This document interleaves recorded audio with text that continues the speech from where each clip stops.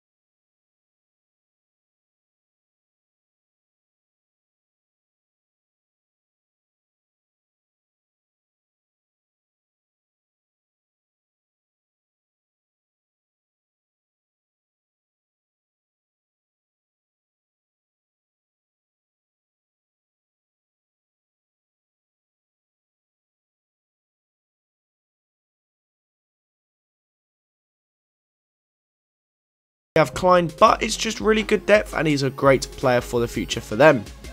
Next up, we have Josip Dermic. This guy has been linked with every club under the sun in the last few years. It feels like he was heavily linked with Arsenal last summer and the summer before that. Of course, he made his move to Bayer Leverkusen. Didn't have a perfect year, but he's going off to Borussia Mönchengladbach now for an undisclosed fee. They think it's going to be about 6 or 7 mil, which is just a standard sort of deal, really.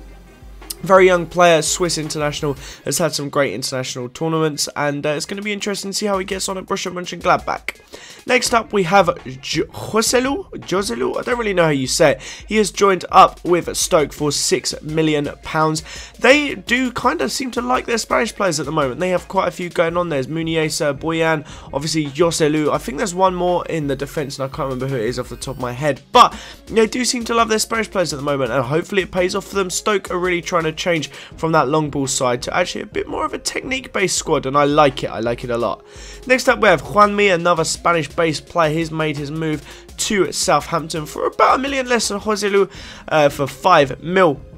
This guy looks like he could be a fun player to use on Ultimate Team. Some good pace, decent dribbling. Hopefully his shooting gets a bit of an increase. Maybe he's 72, maybe he might even go up to 74. He's had a pretty decent season, and obviously when players move to the Prem, they do tend to get quite a big upgrade. So if he went to 74 with some slightly improved stats, he could be a very good player on foot. Next up, we have Mika Richards. Obviously, he's gone on a free from Manchester City. His contract has finally run out, and he's going to Aston Villa. He was on loan last season to Fiorentina, but I think it'll be a great move for him. Obviously, he's versatile, can play right back and centre back, but I think he's going to be a very good player for Aston Villa next season. I've always been a bit of a fan of him, and I'm really looking forward to seeing how he gets on in a proper starting side, and just to see how he gets on in the Prem, getting regular game time. It's going to be really interesting to see, and I kind of look forward to it. Next up, I have TAARABT. This is another player that needed to get his move away from his club. He's gone from QPR to Benfica on a free. I think that's a ridiculously good deal.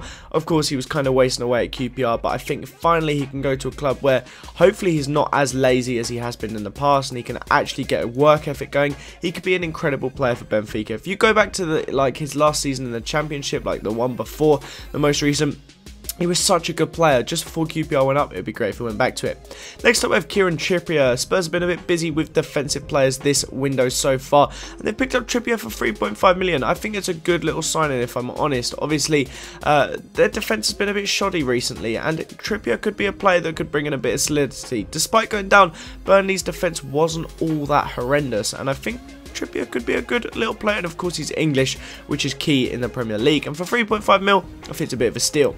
And next up, we have Andreas Weimann. I think this is a bit of an interesting one. I never really know what to make of him. He seems like an average player in an average front line at Villa, and I feel like if he went down to someone like Derby, I think he could actually be quite good. I feel like in the Championship he could have a really good time, and for 2.75 mil, it's a bit of a gamble, but I think it's one that could really pay off for Derby and for Andy Weimann, so it'll be really interesting to see. So that is the end of this episode, lads. If we could hit 750 likes, that'd be absolutely amazing. In fact, I know you could hit 1,000, so go ahead and smash that like button if you could. Boys, let me know any transfers you've seen that you think I may have missed, Make sure they're not in the previous episodes before you say that though. But let me know in the comments down below any transfers I've missed. Also, if you guys want to tweet me throughout the week any transfers you see, it will be really useful. I tend to upload these on the weekend, but transfers are hotting up.